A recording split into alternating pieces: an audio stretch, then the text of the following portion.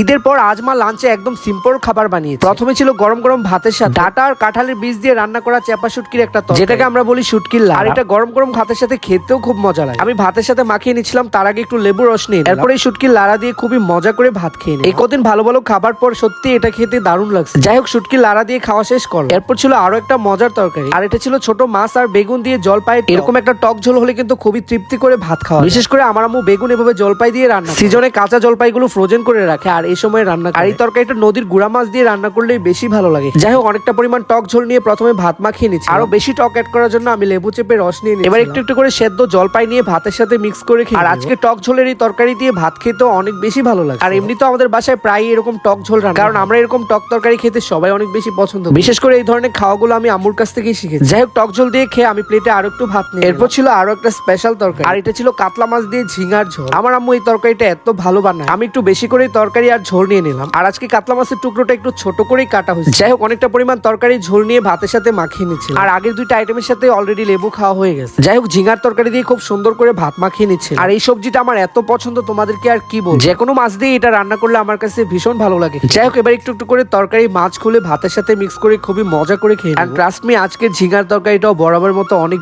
বেশি মজা ছিল। এরকম তরকারি হলে আমি এত তৃপ্তি করে ভাত খাই, মানে আমি নিজেও খেয়ে শান্তি পাই আর খুবই ভালো লাগে। যাই হোক, ঝিঙার তরকারি দিয়ে খুব মজা করে খাওয়া শেষ কর। এরপর ছিল আমাদের অঞ্চলে একটা ট্রেডিশনাল রেসিপি, আর এটা ছিল নিরামিষ আলুর ঝোল। এই গরমে এরকম নিরামিষ আলুর ঝোল খেতে আমার কাছে তো হেভি লাগে। আজকে সবকিছু আম্মু ঝোলের তরকারি রান্না করে। তাছাড়া বাহিরে যে গরম, এই গরমে ঝোলের তরকারি দিয়ে শান্তি মতো খাওয়া। দেখো, আমি এই নিরামিষ আলুর তরকারি দিয়ে চটকে ভাত মাখিয়ে সেদ্ধ আলু ম্যাশ করে আম্মু এই ঝোলের তরকারিটা, আর এটা খেতেও আরো অনেক বেশি মজা। তোমরা চাইলে আমি নেক্সট টাইম একটা রেসিপিও শেয়ার করতে পারি। যাই হোক, নিরামিষ আলুর ঝোল দিয়ে খুবই মজা করে খাওয়া শেষ করলাম। আর লাস্ট পাতে ছিল আম ডাল, যেটা আমি প্রায়ই শেয়ার করি। এখন যেহেতু কাঁচা আমের সিজন, প্রতিদিনই বাসায় এই আম ডালটা রান্না হয়। দেখো, আমি বেশ অনেকটা পরিমাণ ডালের সাথে চটকে ভাত মাখিয়ে নিচ্ছিলাম। আর আজকের খাবার একটু টকটা বেশি হয়ে গেছে। যাই হোক, এবার একটু একটু করে আম খুলে ডাল ভাতের সাথে মিক্স করে খেয়ে। আমার আজকের খাবারের ব্লগটি কেমন লেগেছে কমেন্টে জানি। আর তোমরা সবাই নিজের খেয়াল রেখো। টাটা।